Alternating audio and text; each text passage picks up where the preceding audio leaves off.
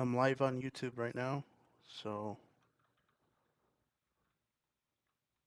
if you want to go to my YouTube account,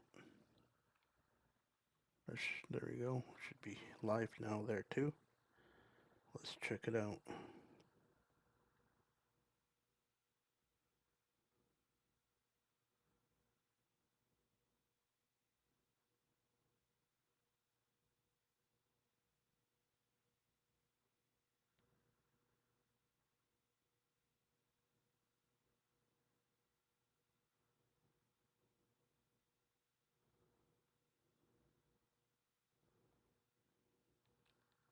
Testing, testing, testing, testing, testing, testing.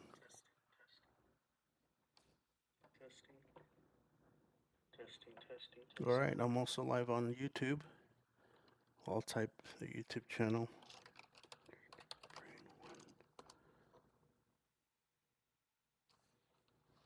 I think I'm gonna go there, and then see if we can go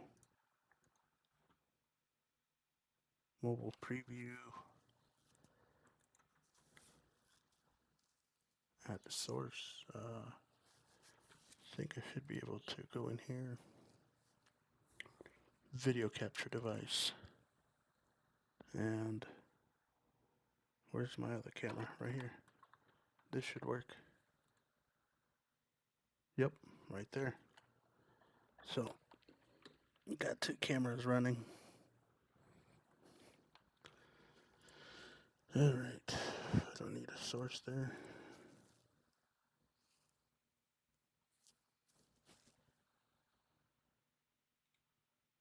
Oops.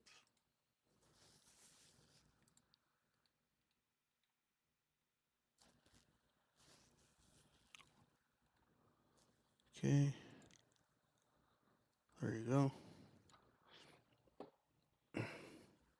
This is my HD camera. Alright, and we are live here.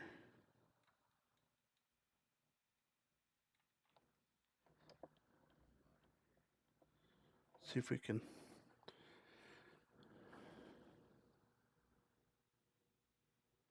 we're live on YouTube.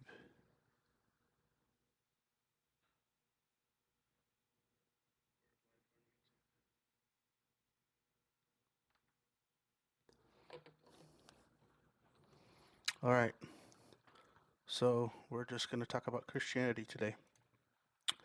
Video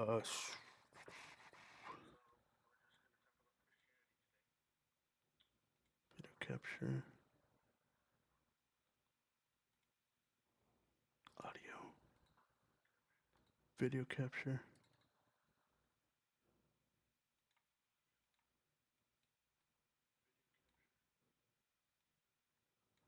There we go.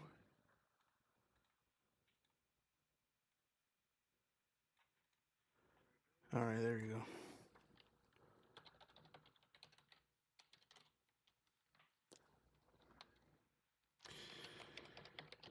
So let's talk about apologetics. Apologetics comes from Greek, meaning apologia. Let's see if I can share what I'm. Wait a minute.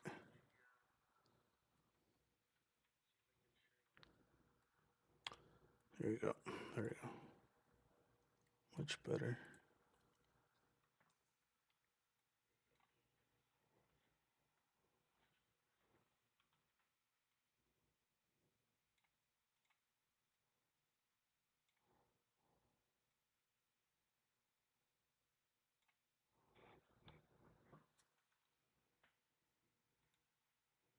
Trying to see if you guys can read what I'm reading here. I'm from Wikipedia, and also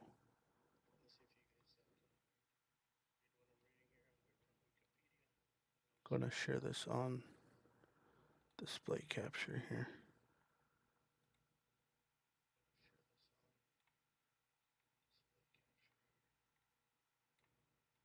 This one here. There we go. Perfect. I'm not too important here, so let's change me. No.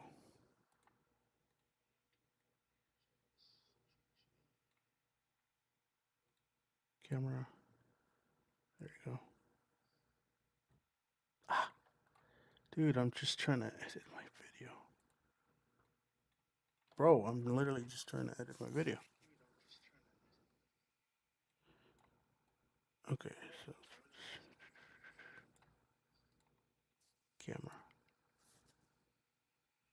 Move it. Camera. There you go. Okay. So make yourself smaller. All right. Okay. Let's do a text here.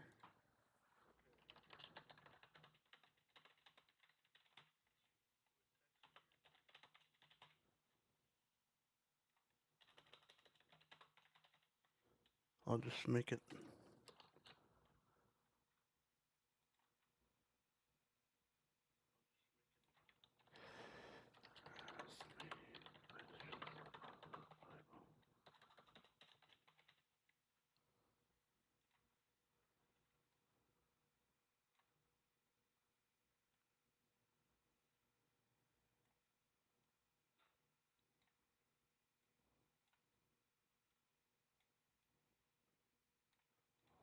All right. I got. Had to do both of them there. Hopefully we can continue here. All right. So let's talk about apologetics. What are apologetics? Apologetics comes from Greek, meaning defense. It is a religious discipline of defending religious doctrines through systematic argumentation and discourse. Early Christian writers who defended their beliefs against critics and recommended their faith to outsiders are called Christian apologists. In 21st century usage, apologetics is often identified with debates over religion and theology. Theology is obviously the study of God. Theology is a study of religious belief from a religious perspective, which focus on the nature of divinity and the history behind religion. The word theos is God, and then logi is study. So it's the study about God. So you could say that anybody who studies about God is or religion would be a theologist from from the sense of the word. So the per, excuse me the term apologetics derives from the ancient Greek word apologia. In the classical Greek legal system, the prosecution delivered the categoria, the accusation or charge, and the defendant replied with apologia, the defense. Okay, that was the defense. So, as a charged criminal, you would have to have an apology or an apologia. That was your defense to make you basically the road towards innocence. The apologia was a formal speech of explanation to reply to a rebut uh, or rebut the charges. A famous example is Socrates' Apologia defense as chronicles in Plato's Apology. So if we go to Apologia, Plato's Apologia, the Apology of Socrates. Okay, so this is obviously in ancient Greek. It was written by Plato, a Socratic dialogue, the speech of legal self-defense with Socrates spoke with the trial of him and piety and corruption in 399 before Christ. Specifically, the Apology of Socrates is a defense against the charges of corrupting the youth, right? So he was being accused of corrupting the youth and not believing in the gods in whom the city believes, but in other daimonia that are novel to Athens. Daimonia is it's demon basically, meaning God, godlike or power or fate. Okay, um, but yeah, a lot of what we know today as the legal system, they use apologetics, right, in the sense of the historical term that it was used to defend yourself when you were being accused. Um, so, having said that, let's continue here. In the Koine Greek, what's a Koine Greek? Let's find out what Koine Greek is. Koine Greek is the common dialect, also variously known as Hellenistic Greek, Common Attic, the Alexandrian dialect, Biblical Greek, Septuagint Greek. The Septuagint Greek basically is uh, the Greek version of the Old Testament. It was common supra original form of Greek spoken and written during the Hellenistic period, the Roman Empire, and the Byzantine Empire. When was the Hellenistic period? Let's find out. This was during the Hellenistic period. A map of it, right? And then we have all these, uh, you know, this whole timeline. So that was the Hellenistic period. The Roman Empire and the Byzantine Empire. So we all know that after the Roman Empire fell, the Byzantine Empire, right, came to be, and that's the Byzantine power or empire. It evolved from the spread of Greek following the conquest of Alexander the Great. So, Koine Greek was, no pun intended, was coined by, the conquests of Alexander the Great in the 4th century BC, so 400 years before Jesus, and served as the lingua franca. What is the lingua franca? It's the Frankish tongue, which franca is the old ancient name for France, right? So it was a bridge language, common language, trade language, auxiliary language, link language, or language of wider communication. So here you go. And then as much of the Mediterranean region and the Middle East during the following centuries, it was based on mainly an Attic and related iconic speech forms with various admixtures brought about through dialect traveling with other varieties. Koine Greek included styles ranging from conservative literary forms to spoken vernacular of the time as the dominant language of the Byzantine Empire developed further into medieval Greek, which then turned into modern Greek.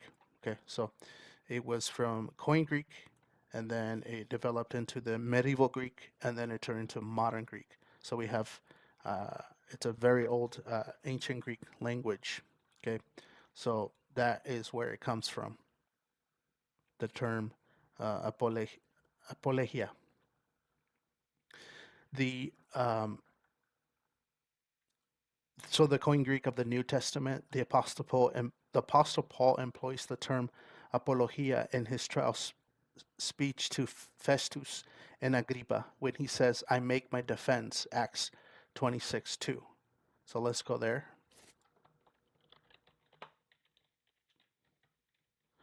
Okay, so this is one of the times that the word apologia is mentioned in the Bible. Okay, so Paul speaking here in Acts chapter 26, verse 2, he's saying, "I think myself happy, King Agrippa, because I shall answer for myself this day before thee touching all of things where whereof I am accused of the Jews." So the Jewish people were accusing him of bringing false doctrines. So he uses the word apologia to defend himself. Therefore, he uses the word apologetics for one of the first times here in the book of Acts. So let's go to the Greek version if we can find it. There you go. So where is it at here? Learn more. Okay, I don't need to learn right now. I need to have it. Okay. All right. You don't want to give it to me? That's fine. Acts 26:2 Greek. All right. So 26:2. I don't like this version. Let's see. Just give it to me. Okay, I think this is much better. So concerning all of which I am accused by the Jews, King Agrippa, I esteem myself fortunate before you, being about today to defend myself. So defend myself is apologestai. Okay, that is the Koine Greek for to defend yourself. So anytime you're defending yourself in the old Koine Greek, you're basically saying the word apologestai.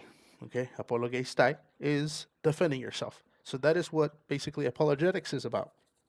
You're defending not yourself, but you're defending your beliefs in God and whatever your convictions are.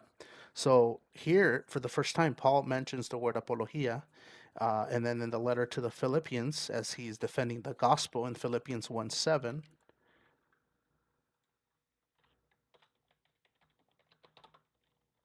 Let's see if we go. Oh, that was terrible, man. Philippians, bro. Philippians 1:7. Okay, 1:7. There we go. And then we need Greek. Come on, man. I don't need this. Greek? Oh, come on. Okay, well, anyways. So defense, apologia. So defense is the word apologia. So there it is. So he's actually defending the gospel. The gospel means, in Greek, it means the good news. So he was defending the good news. What were the good news? The good news that Jesus Christ basically had died and had resurrected on the third day. Philippians 1:7, and given an answer in 1 of Peter 3:15. Let's go there too. Okay, Greek.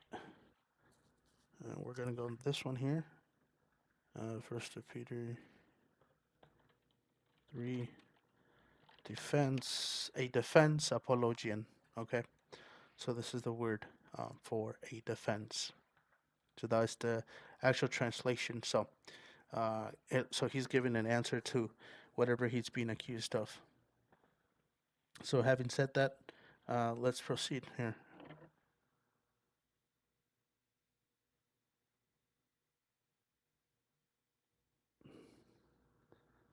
All right. Wait 1 second here.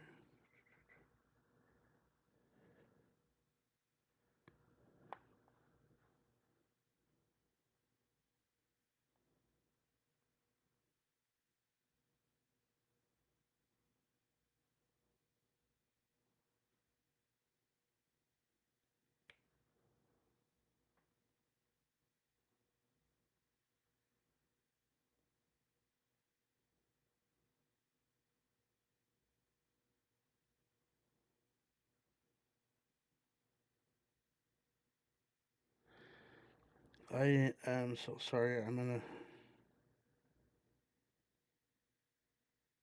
Here you go. Okay.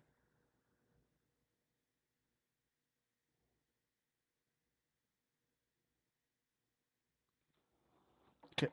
So there you go. Okay. Continuing on. So, although the term apologetics has Western, primarily Christian origins and is most frequently associated with the defense of Christianity, the term is sometimes used referring to the defense of any religion and formal debate involving religion. So, what are the positions? Many apologetic books have been written in defense of the history of teachings of the Baha'i Faith. The religious founders wrote several books representing proofs of the religion. Among them are the Babs, the Seven Proofs of Bubalaz and Baibakan, later by authors, wrote prominent apologetic texts such as the Mirza Abul Fals, The Brilliant Proof of Udo Schrafer, and The Making of Correct Sight. Buddhism, one of the earliest Buddhist apologetic texts, is The Question of the King Melinda. So this is here, the apologetics is being used to defend the Buddhist faith. In Christianity, we have Christian apologetics. So the Christian apologetics, right, is obviously the verbal defense of speech. Defense is a branch of Christianity theology that defends Christianity. So the whole point of being an apologetic is to defend the faith. Christian apologetics have taken many forms over the centuries, starting with Paul the Apostle, the early church, the patristic writers such as Origen, Augustine of Hippo, Justin Martyr, and Tertullian. The continuing of the writers such as Thomas Aquinas, Duns Scotus, William Ockham, and Aslam Canterbury during scholasticism. Okay. Basil Pascal was an active Christian apologist during the 17th century.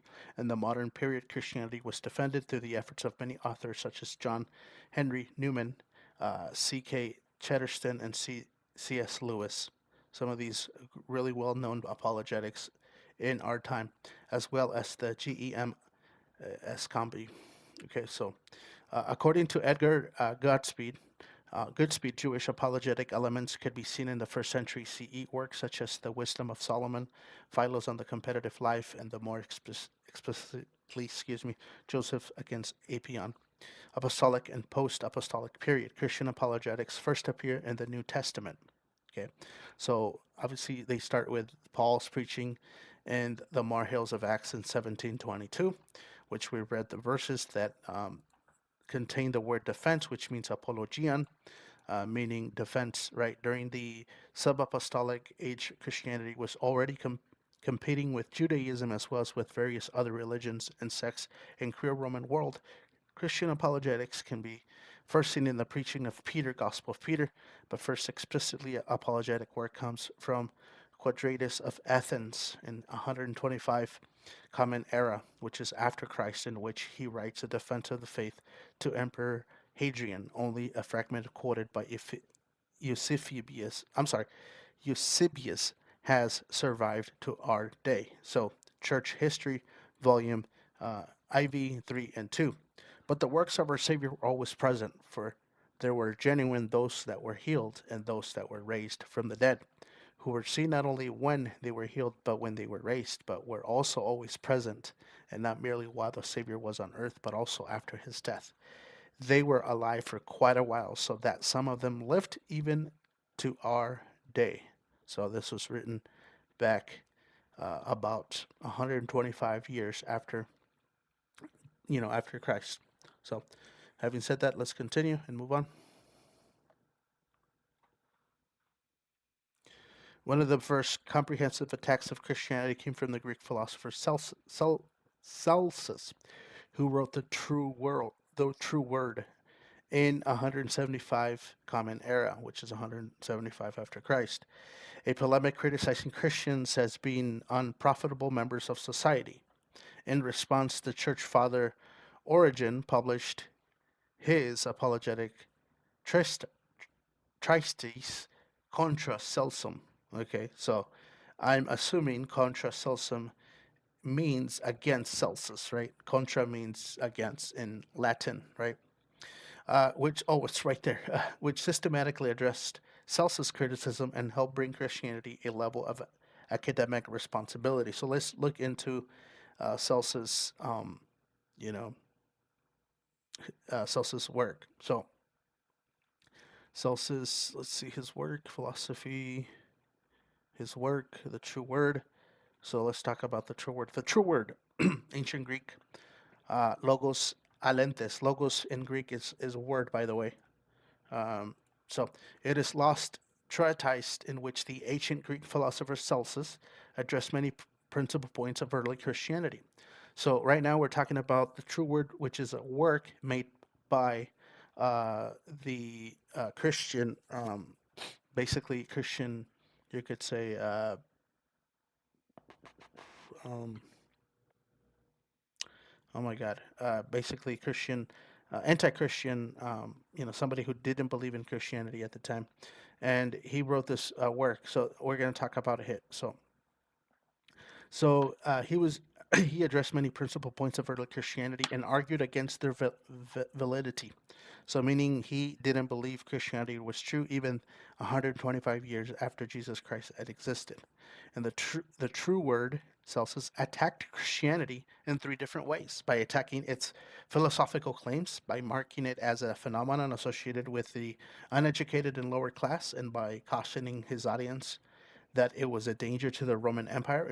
Information concerning the work exists only in the extensive quotations from his Contra Celsum against Celsus, which was written right by the Christian apologetic Origen, who was a Christian, right?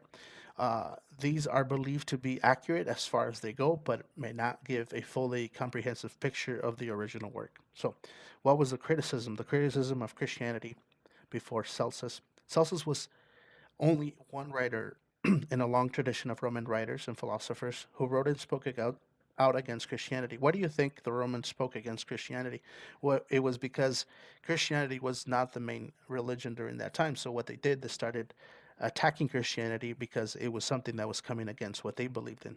So feeling that its doctrines were either in, inscrutable or downright foolish, the primary problem that most Roman citizens and the imperial government had regarding the Christians was their adamant refusal to participate in the required sacrifices that were regularly made to the emperor and the Roman state, sacrifices that were an integral part of Roman politics, religion, and culture. As you can understand in history, people were forced to do sacrifices on a regular basis to not only their gods but to the actual emperor, the one who was actual human, right? And this was also part of politics, religion, and culture. Roman writers who often professed to the loyal members of the Empire and Roman society were also troubled by the seeming incoherence of the Christian position towards society and towards the recognized religion of the state. So they were mad because these Christians were not following their religion. Were also troubled by the seeming incoherence of the Christian position towards society and towards the recognized religion of the state. All of these factors led to Christians being classified as enemies of society. Others who wrote polemical works against Christianity included Crescens, Fronto, and Lucian. So, what about this work? Celsus was either a Greek nor a Roman who wrote during the second century. Very little is known about his origins or life. The work in its original form has been lost, and the true word survives only as excerpts from the work of the Christian scholar Origen, who quotes Celsus to rebut him. So, in other words, the the criticism of of early Christianity would not have existed had it not been for the Christian Origen who had wrote about it. In other words, so thanks to a Christian, a book that criticized Christianity survived. Right. So here we see that although a lot of people claim that Christians we try to hide evidence that goes against us. We have the work of Origen, who was actually an apologetic letter defending, basically rebutting what Celsus had said. So that's the only way that it actually had survived. Origen states that Celsus is from the first half of the second century, but his information about Celsus' identity seems highly unreliable. Celsus was a very common name, and Origen, perhaps as an innuendo, expresses uncertainty about whether Celsus is the same person as Celsus the Epicurean. This may have been an attempt to discredit Celsus, since Epicureanism was disputable, and in case Celsus' philosophical writings are Platonist and incompatible with Epicureanism. Modern scholars considered it more likely that Celsus lived the second half of the century, and majority have come to general consensus that Celsus probably wrote around 170 to 180 AD. The arguments for the debate depend on the factors such as the state of the art of Gnosticism, possible references to the Augusti, appeals of defense against barbarian invasion, and the possibility of identifying the persecution designated by Celsus by historical one. So basically, what it's saying is that Origen may have said that Celsus may have not existed and things like that, tried to discredit Celsus' existence, but it is the general consensus that Celsus did exist, maybe in different years, and anyways, so philosophical and theological arguments. Celsus' first main point is his true word was to argue against the validity of Christianity. In his opinion, Christianity theology was based on an amalgamation of false Eastern philosophical ideas. Okay?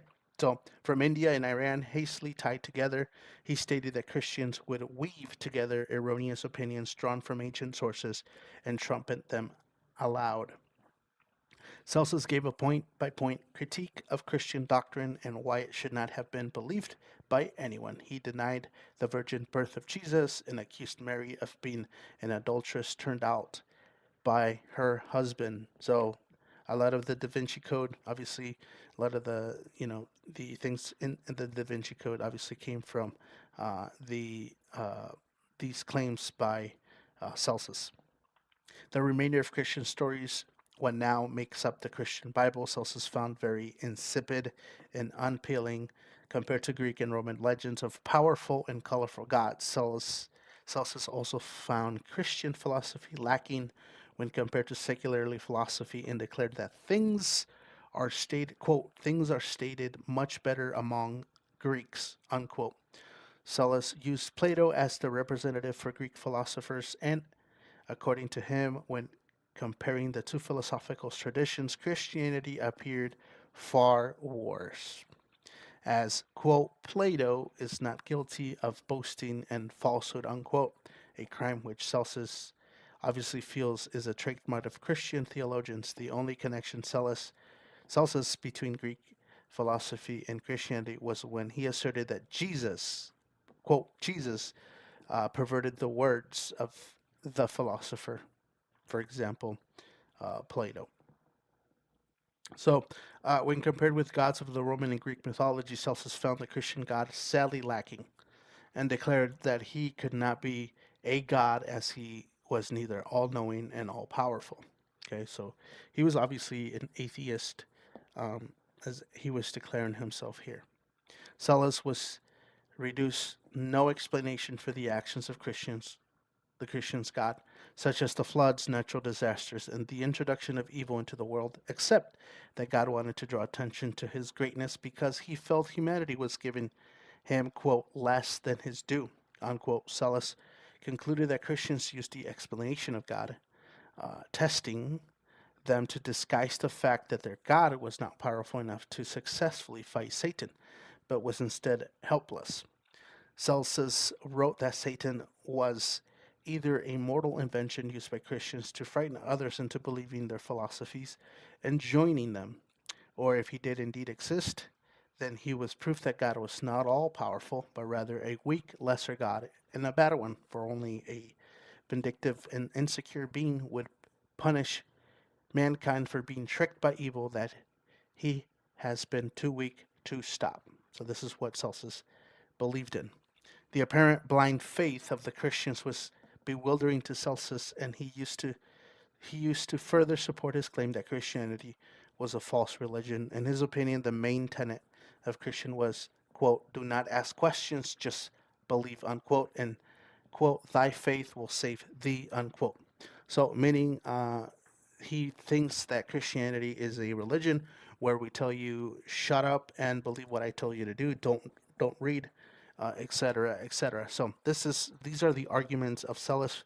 Our next chapter, we're gonna find out what Origen had responded to Celsus, and we'll go from there. As far as today, we're done with this live, and I hope you enjoyed this teaching, and I hope you like and subscribe, and please share this video so others can watch. God bless you.